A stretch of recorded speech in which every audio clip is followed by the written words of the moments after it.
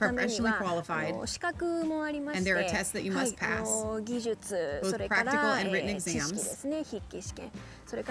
and there's even an interview exam. It required a lot of study and practice, but it enabled me to do this job. When Japanese people hear about my job, they tell me I'm wild.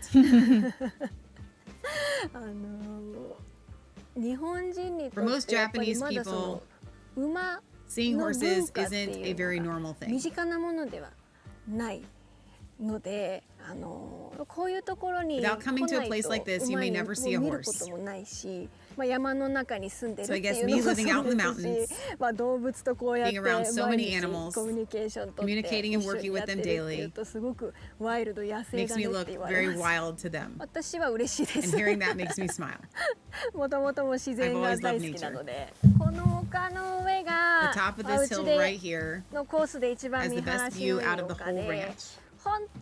Unfortunately, it's really cloudy today. On a clear day, you can see Mount Aso over there. The Great Mountains of Miyazaki over there. Also, you can faintly see it today. That's the symbol of this highland.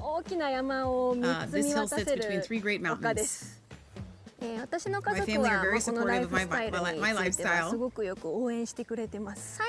I guess they were a little surprised at first. But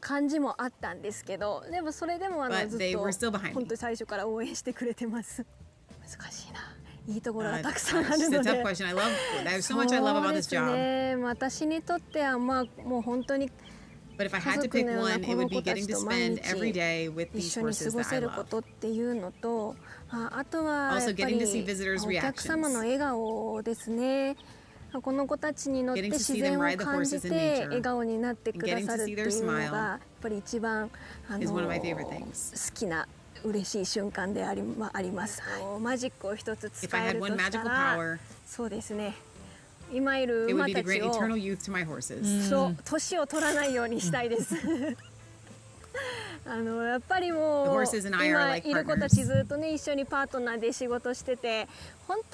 Each and every one of them are truly lovely. A true great group of horses. I'm sure I will raise new horses in the future too. I want to live alongside my current horses forever too.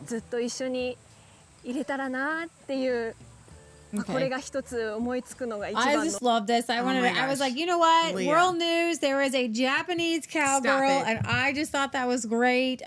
When we went down to the Kentucky horse park, there was a girl who was Chinese. Yeah, and she lived in Canada actually, and she was in the United States for business. And she rode some horses with us on a trail ride. And it's interesting to watch Asian people ride horses because didn't the Mongolians ride a horse? Like, it's a thing, like that area, like, but not a lot of horses on the island of Japan. That's what I was thinking of. You know, the history of horses, I would have thought would be more very Asian more than the United States. I know. Right? I was literally thinking that as I was watching this, but I think that it just probably gets phased out, right? And just gets moved, moved outwards. All right. Let me read some comments here. Barry says, this idea of turnstiles would not work in the UK. The reason being we have the Right to Roam Parliament Act in the UK. They would be torn down by the people even on private land. Michelle, in the UK, we have the right to roam laws, so no one can be stopped from walking on public footpaths, even on privately owned land. So if they stay on the footpath, that seems a little bit different, but they're leaving trash, and it sounds like they're roaming onto private properties. Yeah. He says, if the footpath is a known footpath, and the landowner tries to restrict access, then the landowner gets prosecuted. Let's see. Chris says, hopefully not the kind of pampered beef that was animal torture, because walking would make, quote, its meat tough. That's funny. Animal torture here needs to be stopped too. Very well said. And human torture, like being followed around by drones, or worse. Amen. Let's see. Of course, horses speak body language too. Well said. Off and on says Mr. Ed would be lost talking to her because he only speaks English. That's funny. Barry says, I actually rode the largest horse in the UK a few years ago around the Lake District on a pub crawl. The thing is, I knew they weren't joking when they led the horse out from the barn. I was so big. Let's see. It was so big. It had to duck under the barn to get under the barn door. Sounds like a Clydesdale. Exactly. Let me see over here. I do have one more video Barry sent. I think he wants me to play. Speaking of walking. Okay. Are you done? Yeah. He says, would you walk this public footpath? Barry sent me this. This is a genuine public footpath, what you're talking about, in the UK. It's a route up the YR. How do you say that? Are you in the right? I just played it on YouTube, so I need to play it on Resistance. Other YouTube. Church. Nope, that's the wrong one too. Okay, we're gonna figure this out. Ask us why we have so many YouTube accounts, because they keep deleting them. We got our Resistance Chicks channel back, you guys. It's all our videos are gone, but we're over there, and our former 5,000 subscribers over there. Oh wow! So, oh my gosh! Is there any no? It's pronounced Gwynedd, North Wales. Oh, that's not bad thing to do. It's called the Crib Goch. What? It's open to anyone who wants to walk it. No. This is the thing of giving each other plenty of space. You got room to find footholds. This camera angle is so. I'm getting like sick. I can't figure out what we're looking at here with this GoPro. Oh, whoa! I'm not going. No way. I don't need to. I don't want to. Leah, that's not safe. No. Don't go beyond where that guy in green is. You see the gully in front of him. Don't go beyond that. Why are there so many Where the people? guy in green. Sorry, you haven't done this one. I haven't done this route before. You've done striding edge and things like that. Is there no way around? No, that's the point to do it. No, they're saying this is a footpath. No, but it's like a path. No. Experience. It's to go do the thing. No. Absolutely not. What if you have to turn around and get past somebody? What if somebody turns around? Like you all have to turn around together, right? Logistical nightmare. Very. This is a one-man bridge. This is a one-man walkway. And why are there so many people there? Look, there's a kind of an elderly guy behind him. It wasn't too bad. We're gonna have to work on your age identification because it just offends me. Michelle? He has gray hair. That doesn't make him elderly. Michelle, look. So Okay, rude. no, stop. That guy's not elderly. This guy behind here, right here? No way. I guarantee you that guy's like 63 years old. Okay. I would not go up there. That guy's probably my mom's age or older. That's not elderly. Insane. Older guy, whatever. The You older gotta guy. stop saying elderly is Michelle. like nursing home. No, that's what you think. No, an older. You know, in the United States, you age Social shame Security. on this show. No, that's because you think elderly means something else. Social Security it starts at 65, and you get retirement We're taking benefit. away from this video arguing over the fact, and I'm sorry. He's but an like, elderly guy. I'm Yeah. telling you, that guy's awesome. Okay, I can't believe that he's doing that. Finish the video, please. Elderly, schmelderly. I'm gonna work on you. Well, the photo's actually not just crowded with. It's not We're rude. like in the middle of the week. I'm praising the guy. Wasn't He's too like bad. 20 years older than the guy in front of him. Yes, that's a big deal. Here at Resistance Chicks, we have a different opinion of what elderly is. Michelle is for you guys. You're not elderly until you're like 89. Well, you get In Leah's elderly world, benefits you're at elderly 60. at 60. Yeah. So you're close to elderly. You're not that far off.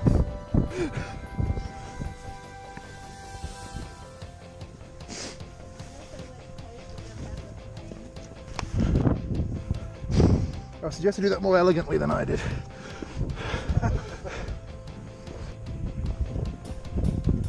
Generally, 60 to 65 is considered elderly, with 50 to 60 considered elderly in most countries. Okay, ask him what the fat is. Obese is probably over 145 pounds for a female, It's just too. most people think that. I don't think he's elderly. Well, the best bit.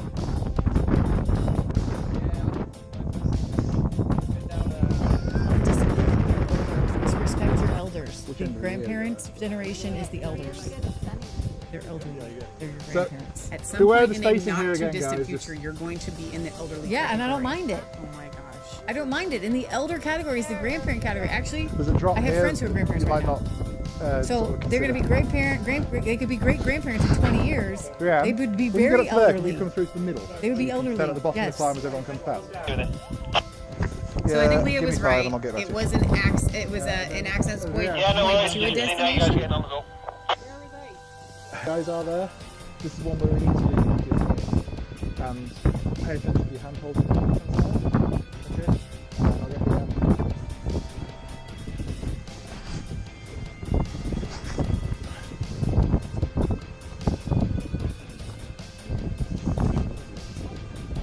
So when you get to here, there's a good handhold up here, and there's one in here as well.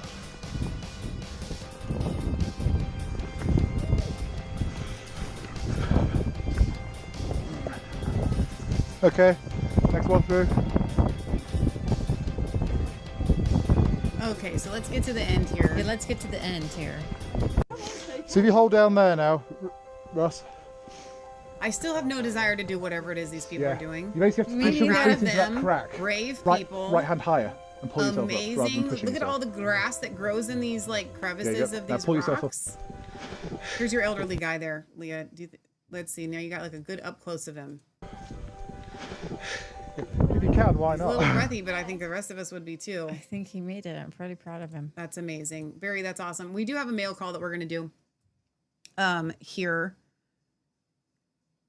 But before we get to that, let me check some comments. Elderly is a mindset, says Jewel. Chris says, I hope that there's a bunch of concrete holding all those rocks together. Don't tempt the Lord your God. Heather says, nope, no, in every language, no way. Yeah, well said. In Sherry every says, language, no. She says, no thanks, looks dangerous to me. Did you have to use a platform of some type to reach the stirrups? Oh, as far as getting up on that big horse, she's asking, Barry. Chris says, we respect our elders, even if they don't get it all exactly right. We can speak the truth and with love and respect. Well said. Barry says, I haven't and wouldn't walk this path. It's to climb Snowdon Mountain. There are another 6 paths to the summit of Snowdon. There is even a train that goes to the Snowdon's summit. Oh, that's very interesting. So it is definitely a place to get an avenue to which they can get, to another Thanks place. for signing that, Barry. That was good armchair adventure. Gina says, girls, come ride my horses. I've raced for over 30 years. Gina, that sounds amazing. We would love to do that. I don't know where you live. Where do you live? I'd love We're to bring my mom coming. for that. Katie Cat says, 60s is a senior. Elderly is more like 80s plus. See, it depends on, I think it's how you view elderly, an elderly person. I think it's like if you view somebody as 80 as elderly, then you're going to say I'm being disrespectful. But if I see somebody as, and I don't see it the way you do, then I'm giving it's you a just a hard time, different Leah. It's wording. just for fun. It's really just for fun. I'll be honest. It's one, and I've said this so many times in my life. When I started reaching my late teens, I began to realize that the way I viewed age was so skewed, and it's really stuck with me. It's impacted me my whole life ever since literally that moment. I don't know if other teenagers, if the rest of you guys ever had this aha moment in your late teens, but I did. And I began to I'm like, wait, even in my late teens, I began to realize that 30s and 40s and 50s were not that old. And the older that I get, the more you realize, like, I think we've been viewing age like all wrong. That particular guy looked like he was in his 70s. He did It not, looked not like to he me. was Adrian's age. Yeah, he did. Okay. And so he looked maybe. like Adrian to me. And Adrian would have, if Adrian could have hiked it, and he would have if he didn't get cancer. And he would have. He was really in shape for they're older people and they're really in shape and they seem like younger people. But I bet that guy was 70 something. And when I've been around all my grandma's friends, it was like they were elderly and they were in their So early what's so 70s. funny, speaking of my grandma Was old my whole felt life. like she was old my whole life, but when I was a kid, she was like in her 40s. Mm-hmm. You know what I mean? And I just Almost felt like 50, she was yeah. old my whole life. Like she was literally the same I would have age called my her whole elderly when I was life. like 5. I know. That's unfortunate. Gina says, I'm 59 and way not elderly. I get no breaks, work like a mule. See, exactly. So you're going to offend But people I really like think that guy was more like 72 now that I looked at him. That's when I saw Okay. his gray hair and his beard. He looked just like Adrian. I just thought you were judging a book by its gray-haired cover. Yeah, he did look. I was judging him. I was judging the fact that I wouldn't be up there and he's up there. Gotcha. That All right, so I'm going to open up this package, and it's really interesting. We have done 2 shows this week that are very, very important. And like I mentioned, if you are a Resistance Chicks viewer, it's Resistance Chicks viewer required watching. Start with episode 1, who is the real Scott Kesterson. Then the next one is Show Us the Money, Scott. We will be doing our final episode. Hopefully we do not have to split that in 2. Lord willing, that's not going to happen.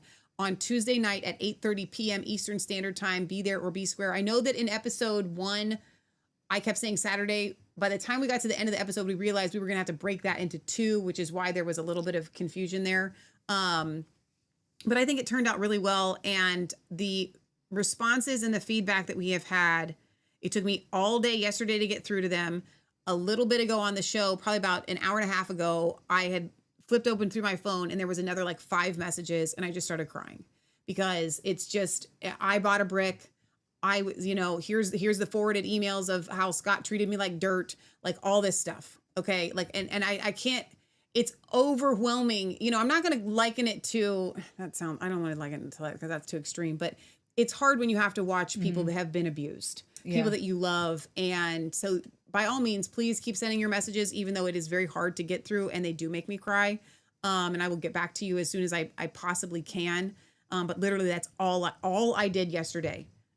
Really, give or take, was try to get back to so many of you guys who have been used and abused. And so please follow along. I'm going to do a video in a little bit this afternoon to kind of explain a couple of things that may be just kind of dangling out there. So you can look out for that. But speaking of that specific situation, on a happy note, many of you have asked what happened to Marjorie and the school out there in Oregon. And I have no idea what's going on through Leah's head right now. She's thinking something real serious. I am actually thinking something very, very serious. But I wanted to, can you pause the serious thought while we do a happy thing? Yeah. Okay. So Marjorie, and again, it's a very serious thought even about Marjorie and what happened to her and the school and the whole 9 yards and how Scott left her high and dry and just wouldn't, ghosted her and telling me she won't return his calls when the opposite is true. Again, lying throughout the whole thing. I want to tell you what I'm thinking. I'm losing my hair again. Oh, no. My hair is turning gray in the past year. The stress of my mom was dying seemed like nothing to almost losing my sister. Mm. And I just realized it like the other day, like the amount, we're going to tell the story. And I know that on the two shows, we didn't show any emotion. We showed our own emotion. You got kind of emotional at the end, but that was a different kind of emotion. So when Michelle tells her story on Tuesday, I almost recorded one. I was out with horses this morning, and we're still trying to figure out how we're going to explain this because it's such a big story. And the Cantrells, if you were to, how authors write a book and they write it sometimes from a perspective of one character and then the perspective of another character, right? So there's different ways to actually narrate a story, right? Mm-hmm. There's first person, there's third person multiple, right? Right. So we have to do third person multiple because Michelle has her story. She's in her story and this is happening. I have a story. I'm in my story and it's happening to me. The Cantrells are in their story and it's happening to them. And each child has a story and it's happening to them. Okay. And so we have to be able to tell this story from everybody's perspective and then you guys will be able to put it together. Hopefully. Okay. And so the stress of my mom almost dying last year, it's not even the financial stress at all. You would think it would be because that would be the thing that people would look at because that should be a big stressor. It's mostly like, well, you're a big deal, but you're not. I'm not feeling you. The people are more important. And so I told Michelle the other day. I said I have gray hair and it's coming out like about. It is for the first time, so it's like right here, like so I have good news for you on that. I know you can change it, blah blah. We can fix it. Yeah, kind of, whatever. Maybe we'll see as the Lord leads. I think you can, but you have to stop the stress first. Exactly. And it's been more stressful since January, and I thought it couldn't get any more stressful once I came out. No, since the part of a story that we can't tell. Oh yeah, part of the story we can't tell at all. And so. That part of the story that I can't tell you guys, that maybe I'll tell in the future. It's not. It's our story, but it's not. It's about somebody else. Yeah, it's that directly impacts us. Yeah, it's and it's connected with Scott, and it's connected with this whole thing, and maybe we'll get that some time in the future. But that's not the main arc of it. Actually, we're kind of hoping by telling this part of the story, the main part, we'll fix this other part because it's still broken. It's still broken, and the stress of living under that. Basically satanic attack. We walked into a nest of demons that we didn't understand. We're operating a military con, a satanic con, into the MAGA con, into the Christian con, into all these different And it was so stealth that you all missed it too, mostly. Some people, I kind of saw it, never said anything to me. I don't think anybody but Matt really kept saying stuff. And then my mom started calling things out. So I just was thinking to I was like, my hats all fit like super loose, and I'm losing my hair, and I realize why I'm losing hair. I'm like, oh, that's why I'm literally losing hair over this. So we have been in constant spiritual warfare of the most intense kind since I walked away from Scott for 8 months. Yeah. Daily. Yeah. Because of the onslaught of spiritual attacks have been super intense because these demons don't want to let go. Yeah. And things haven't fixed. And some people will say, well, a lot has fixed, but a lot has not. Some has, a lot of big things have fixed, but then it's almost like been displaced in the other big things. And when you have somebody who is able to make that kind of spiritual impact on you guys, on yourself, you'll see when we talk about it this week, the role that Scott's satanic shamanism played, and also the role that Brian and Alicia and CJ and Rick and Dave and Cheryl and Glad Tidings, the side role that they played in not stopping Scott from, I don't know, demonic deliverance. Nobody stopped him. Nobody's told us. Nobody warned us and said, hey, Scott is operating in witchcraft, which is why we have to come to you, explain how we know. And then all these other people, yeah, we knew. That's why I walked away. Wait, what? Didn't you not tell anybody? You explained to me again. So once we put all the pieces together, we realized, oh, high level witchcraft, high level military, asymmetrical mind control, asymmetrical warfare, mind control. And so when you wake up, I'm not ruling out MK Ultra either. Yeah. And so, somebody was writing Michelle. It was like, I thought I had good discernment. Now I'm having to question everything. Don't question everything. You probably have really great discernment. You just were in one of the biggest mega cons that was being run. And there might be other people connected to the same con. And I'm looking at people who are making tons of money off of this movement. And I am questioning all of their motivations. So one of those people who had a con and a mind control and a manipulation happen to her was Marjorie in Oregon, who lived near Oregon. She was supposed to, he went to her, he saw that, and she was one of our viewers first, by the way, she told me on the phone, that he went to her and he promised her these great big grandiose promises. And in essence, when I talked to Scott, he said, this is our school.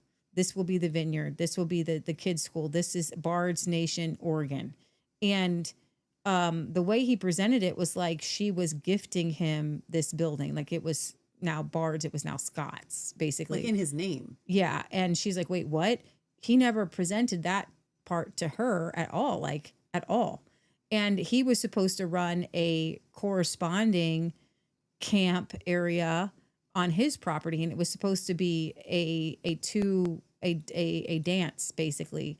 And he was supposed to pay a fee for her and help her get a permit going, and he didn't pay it, and she expected it to be paid, and she expected it to be done by him, and she expected him to continue on with to follow through with what he had promised, because it wasn't that he promised it per se, it was that he got her excited to do something and to be part of something and to make changes and to make.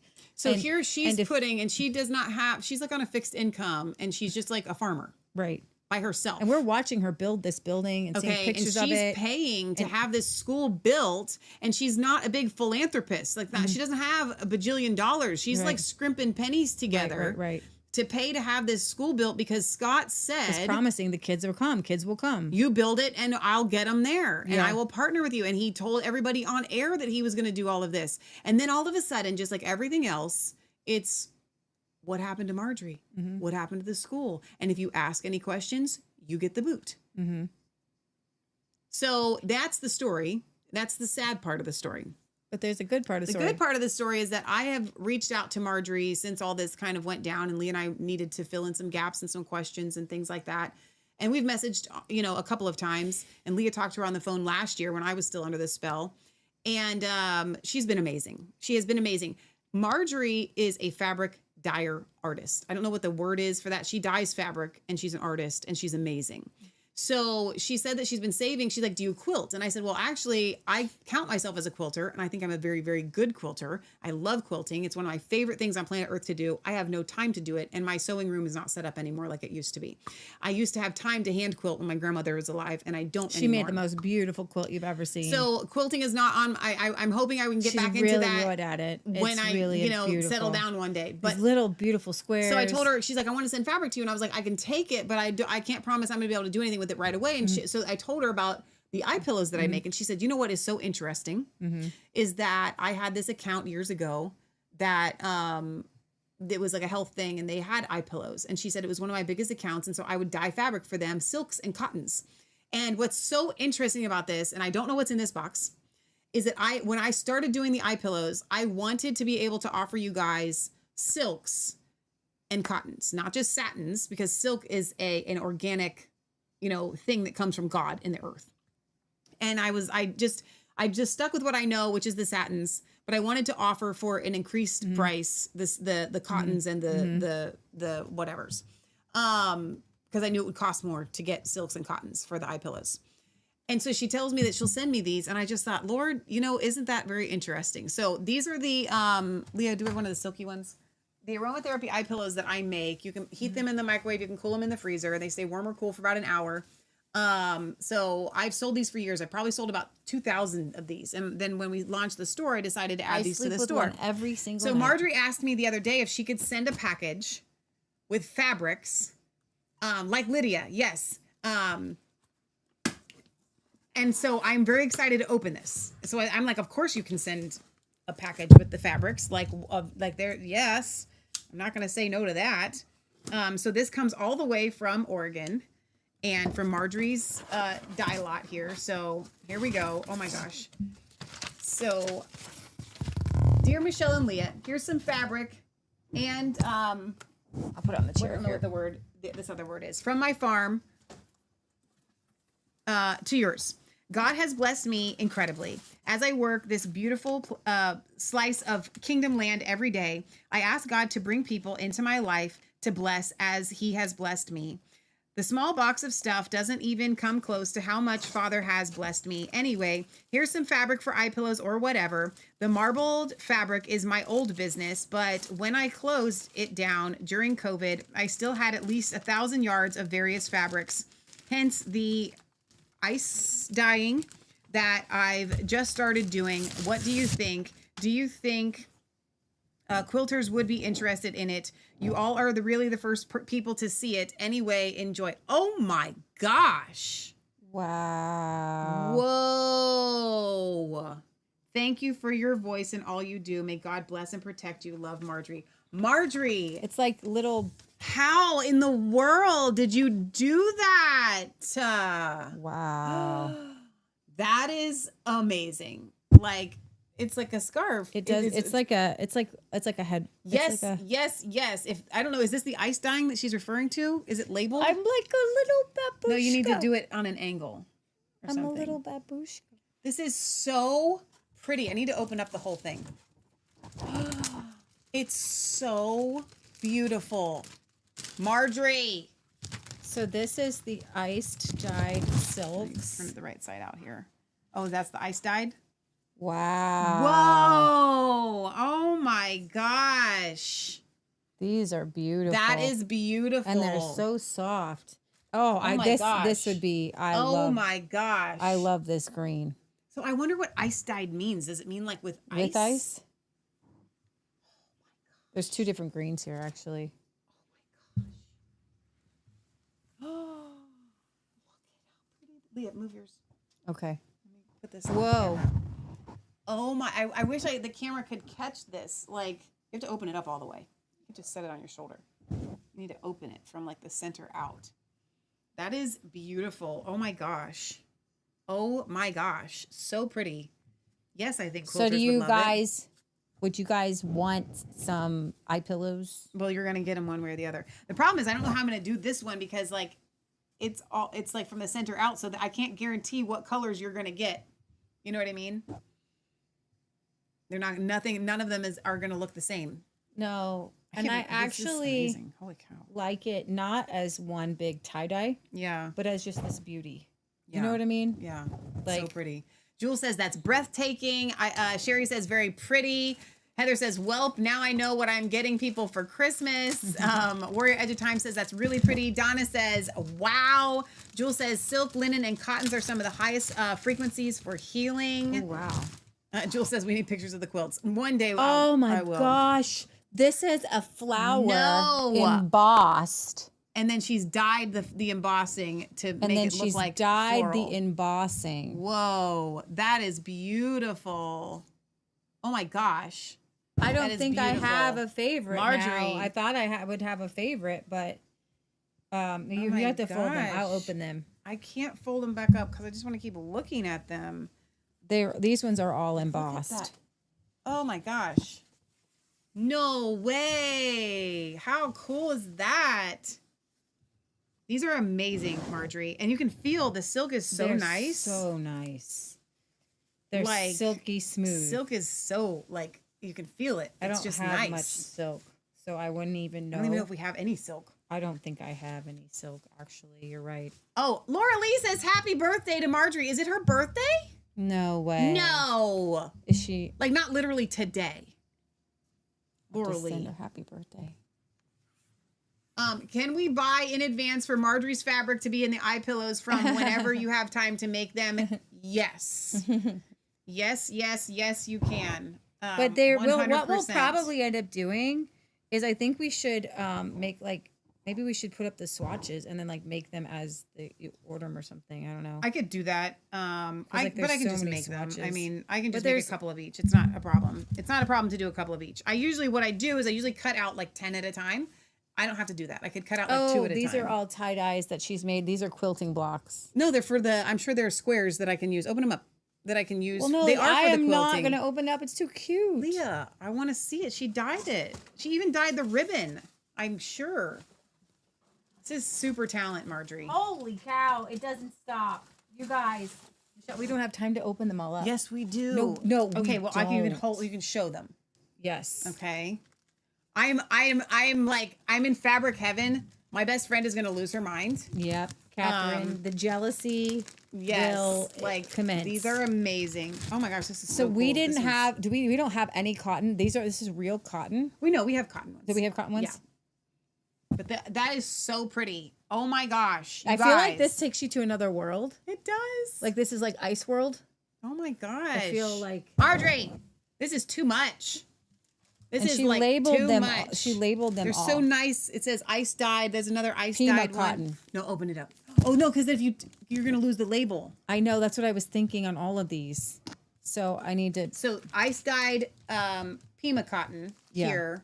That's so pretty. And these Look how pretty that is. special little bags. Here, put this in the bag. Keep it secret. Keep it safe. So she made a bag. Oh wow! Look at that. It's got a zipper and that. everything. It says Marjorie Lee. And this is Marble Fabrics, medicinewheelfarms.com. Okay, so can people still, is that website still up? Does she still make things? So because if she can does, buy then we from- should. This is so soft. Is that a silk one? Yeah. She dyed that in that silk? Or is is this like this? It's like this one. Yeah, whatever that is. This is so pretty. See if that is. Okay, I'm Put gonna in look up the website. Medicine Wheel. Okay, I'm gonna pull this up. See if she. Marjorie, this is just way too much. Oh my gosh! Look at this. Is it farms with an S? Yeah. .com. Yeah. Oh, I missed the S. Shoot. Stop. Shoot. Okay, go ahead and show him. That's fine. And then this is she has I don't know if she wants her information out there or not, but this was when she was doing marbled dyed fabrics. She had a full business. No, it's not showing up. So then what about marbled fabrics?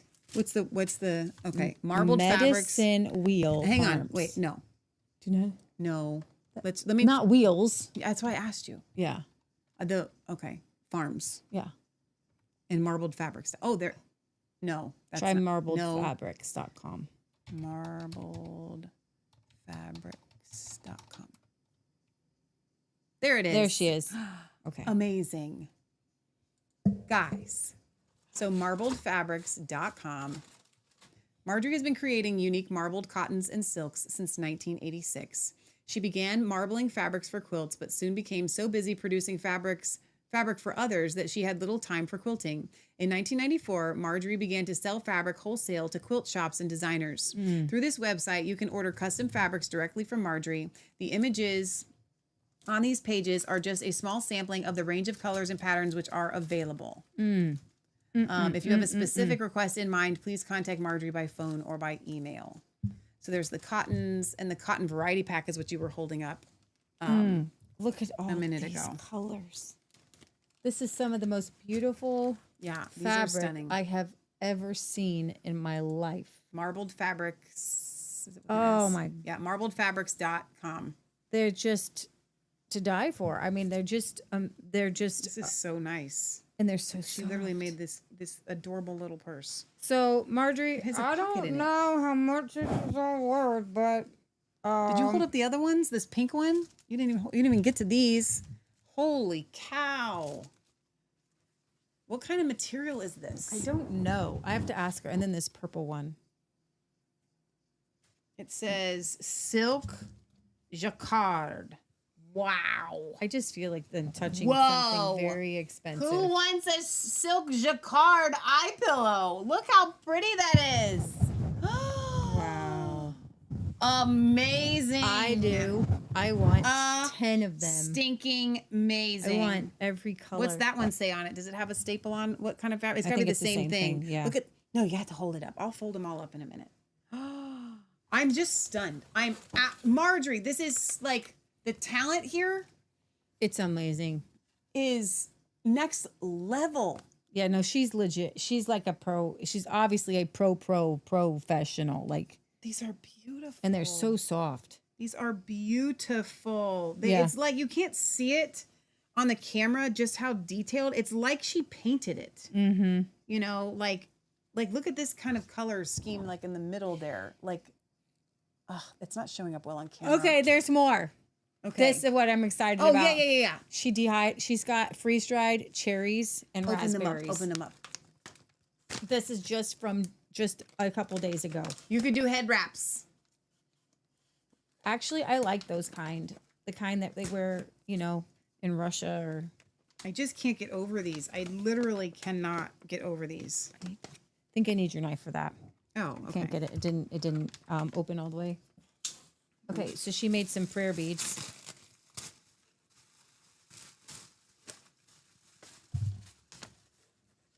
Oh, the prayer beads are come in a nice little bag that she makes. Oh my gosh. Marjorie. Okay, these aren't, we'll have to put, let's see. I'm going to cut myself here. So these are prayer There we beads. go. Is Marjorie Catholic? I don't know. So you pray, usually prayer beads for Catholics are you pray the Our Father and you, each bead, you move up each bead and you a Hail Mary each bead. That's so pretty though. That's gorgeous. Hang on, I want to make sure that that's showing up on the camera. Marjorie, that is so pretty. It's got a little butterfly at the end. It's really pretty. It's really pretty.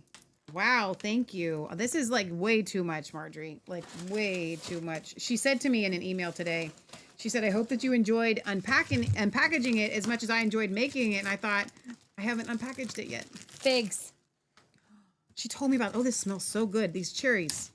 She literally has. Oh my gosh. These are delicious. Figs.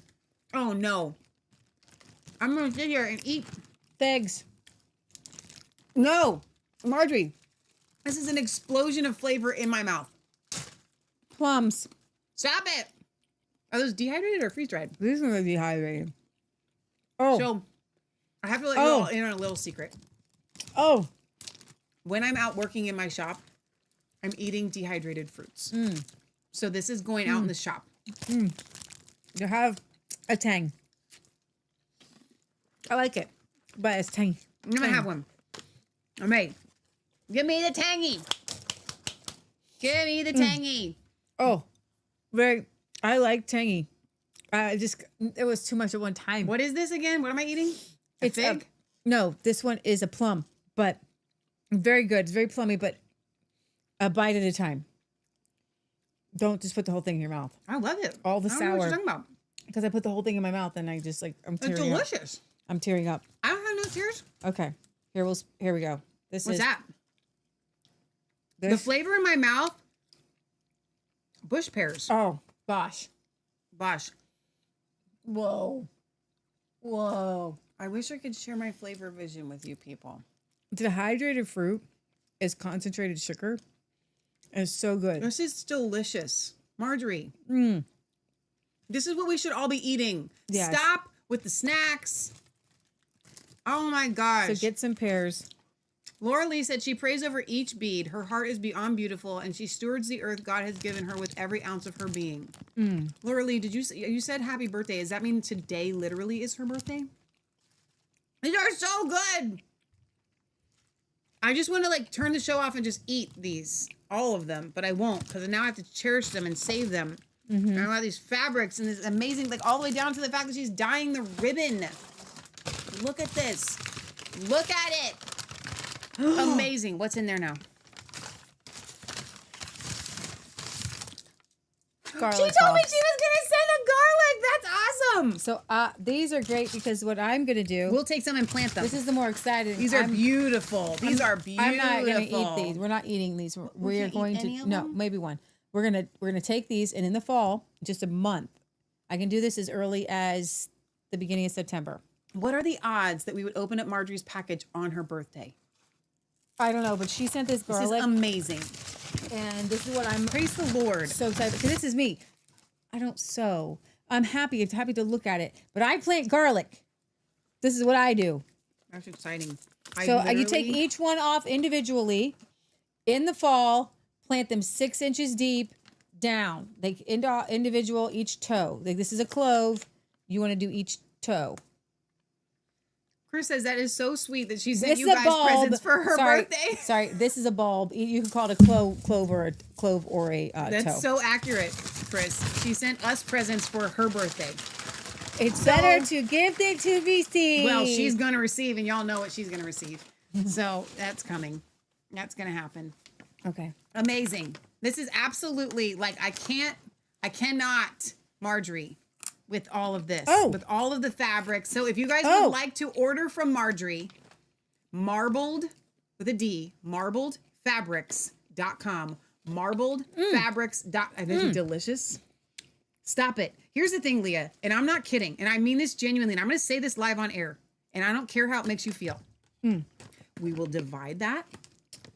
And you will get your portion, okay? Because Leah will sit down and eat a whole bag of something that she likes. I can't really eat the dehydrated ones because I break out in Tell them the hives. truth. Okay, but sometimes, Leah, you have a problem with the little poopy when you eat certain chocolates, But with not fruit. But you'll still Please eat them try all. stuff. If you have to make sure you drink enough water. So You I do need to can't drink eat- water with dehydrated. You I'm saying- legitimately cannot eat. Like, here's the good news. If I eat more than a handful of those, then I break out in hives. So I can't. Okay. So it's good news. Janelle wants to know, does she sell her fruits? That would be worth emailing and asking. Because that was some of the greatest stuff I've ever had in my life.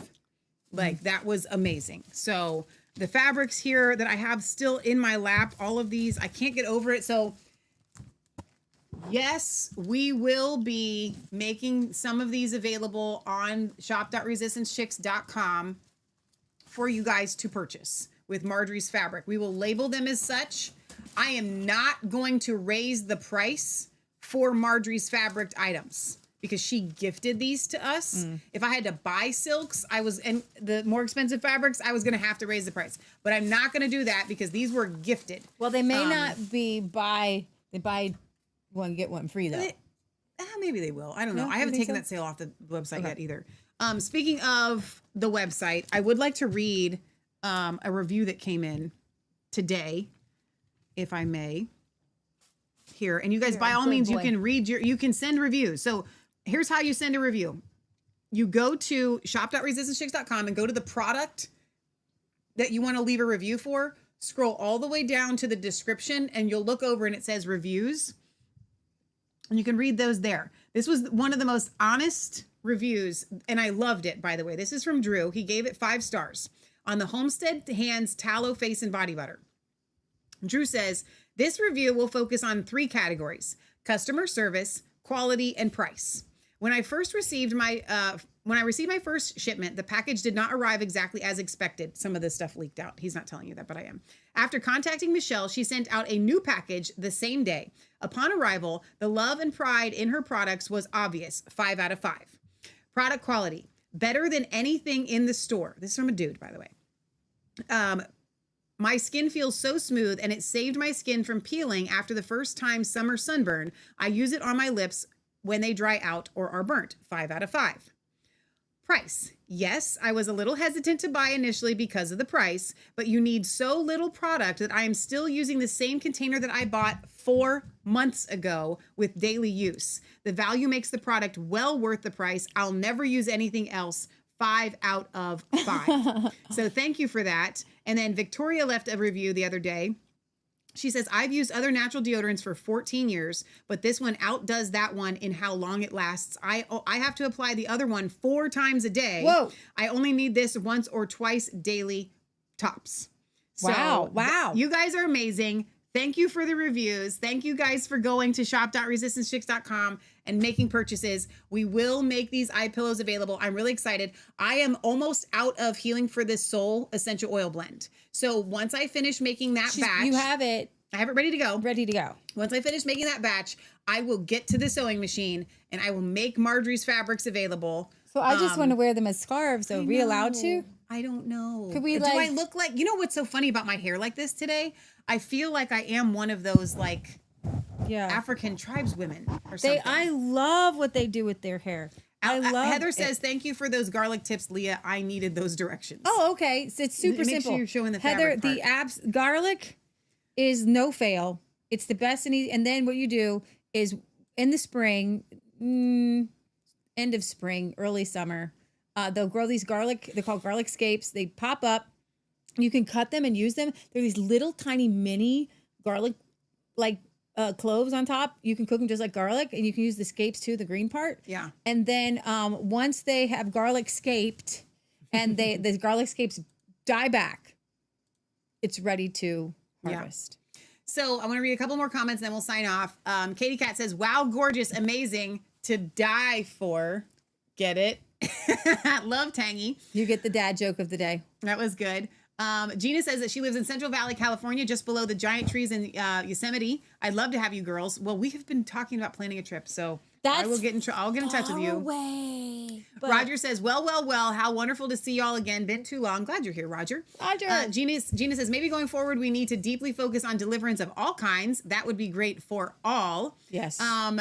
Katie Cat says, I love that cloth on your hair. It looks great. That's awesome. I should have, you know what? I should request Marjorie to make me a custom wrap for my head. That would be super fun. You look like Mary with blonde hair. I really like it. They're so beautiful. Janelle says she does. Oh no, she says, does she sell her fruits? Okay.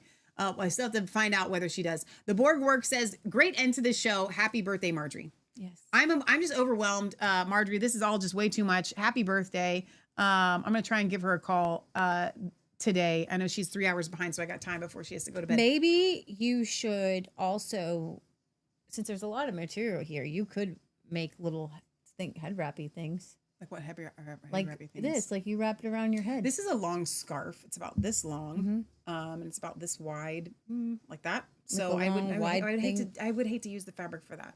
I don't know, but I like it. Like what about really like a headband? Headbands. You wear headbands all the time. I do. But you'd have to have an elastic on them of some sort. Yeah, you got to work at it. We'll see what applications we can put Marjorie's amazing and beautiful fabrics to. I want to start wearing headbands. I like it. I want to wear headbands. Kind of make my. I mean, honestly, you could do Marjorie do-rags. You know, I could sew over the edges. I could finish off the edges, and then you would have it, and you could wear it like a do-rag because that is so pretty. It's like literally gorgeous. Well, no, I don't think there's that much to do. A do-rag. You don't think there's enough fabric? Well, I could buy fabric from her and make them available. We're always. Do you know how many times I buy do-rags for Mom from the place that shall not be named? I don't know if you should turn that into a snot cloth. It's not a snot cloth. It's a statement. Yeah. That one might not be long enough. Or there you go. There's your headband. All right, Marjorie, amazing. I praise God for you. I just want to lift up Marjorie in prayer right now for her birthday and for everything that she's gone through. Father God, we just lift up Marjorie to you and that school. It is intended for the use of the kingdom. Amen. And what the devil meant for evil, God is going to turn around for good. So we just pray, Lord, that whatever you have to use that for, I pray that you open doors that no man can close and you close doors that no man can shut, like this one. That that God obviously wanted. That looks awesome.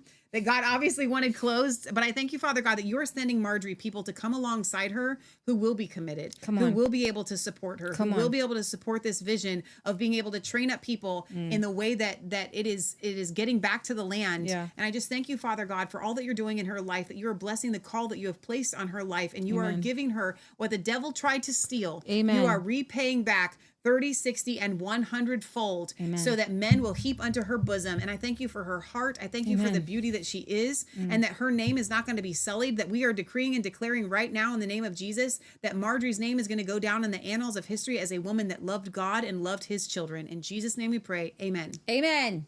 So if you guys would like to get in touch with Marjorie and you live anywhere near her in Oregon, and you would, and heaven help you if you do, because that means you live near the other person, but and would like to come alongside her with this school, what Marjorie, her vision to do, and the Cantrells were there. You look really cool. No, so what I'm also thinking, these particularly, you could make a ton. This is what I'm actually going to probably start doing. I want to wear these little ribbony things. You could make little hair ribbons. You could. Leah, so at Marjorie's quote unquote school, she grows a lot of food. And she teaches people a lot of natural things on growing food. And that's what it was supposed to be about. Yes. To get people back to the land, to know how to take care of the land, to live off of the land, to grow the fruits, to grow the vegetables. Right. That's what her school was intended for. It's not a school like we think school. No. So let's be clear here. Right. It's a school for getting back to God's organic purpose for our lives. Right. And it was a beautiful, beautiful vision that Marjorie has not given up on. Nope. And I don't mind telling you. The Cantrells actually helped for a while. And the Cantrells helped for a while. I don't mind telling you that she had work people around there that all of them, I think she said all, said that they found that Scott was creepy. Just saying. But it is definitely a worthy cause. So please support Marjorie at the very least. Email her and send her a happy birthday. And I'm sure you can get her email address from the marbledfabrics.com, marbledfabrics.com, and just go, hey, I watched you on the Resistance Chicks. I watched your stuff. It's amazing. And just wanted to send you an encouraging note. So Barry says, great show, girls, as always. Well done. Naswath is that his Welsh goodbye that he always says. Janelle says, I lost all my contact when I got my new phone. So this is the first time I have seen you in a long time. God appointment. Thanks. Janelle, I'm so glad that you're here. That's awesome. Praise God. All right, so we will not be here tomorrow night, but we will be here on Tuesday night for one of the most earth-shattering, groundbreaking, amazing episodes that you have seen on Resistance Chicks ever. Pray for us, because we are still working on how the Lord would have us to cohesively deliver this message.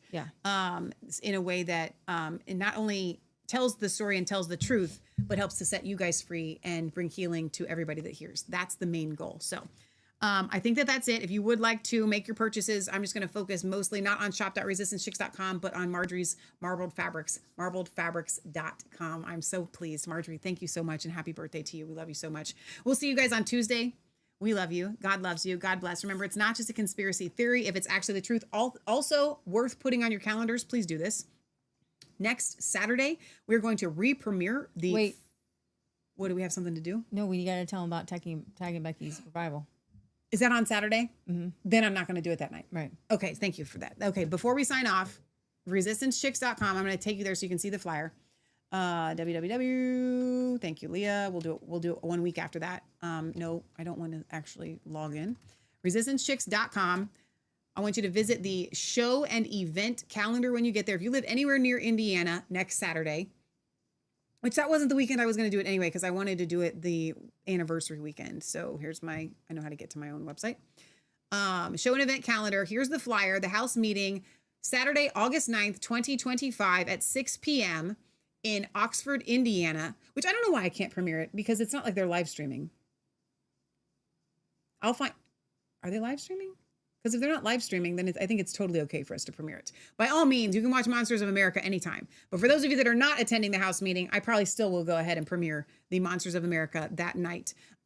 This will be in Oxford, Indiana. Lisa Schwartz, she's done revivals 2 doors down from us twice. You will get an experience with the Lord 3 times. Well, we've been twice.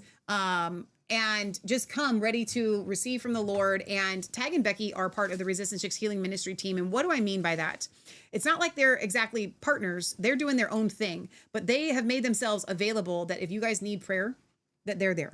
And so you can always contact them. Tag's email is at the bottom if you have any more questions on how to get there. But the address is right there, 6 p.m., 302 West Plum, Oxford, Indiana, August 9th at 6 p.m. Please go and join if you can, if you live anywhere near Indiana. If you can't go and you do not live anywhere near there, I am going to, I think, go ahead and premiere The Monsters of America because it's 1 year to almost the day that we premiered the full documentary. So we'll put it on air and we will, and it'll be the live chat and you guys will be able to watch it. So that'll be on all platforms. So if you'd like to join us for that, put that on the calendar. That will be, how long is it? Do you know how long it is? It's long. Is it? It's like 3.5 hours, right? It's long. So we will start it at 7 p.m. Yep. That's good. That's a good time. 7 p.m. next Saturday. We're going to re-premiere Monsters of America. All right. We love you guys. God loves you. God bless. Remember, it's not just a conspiracy theory if it's actually the truth. God bless.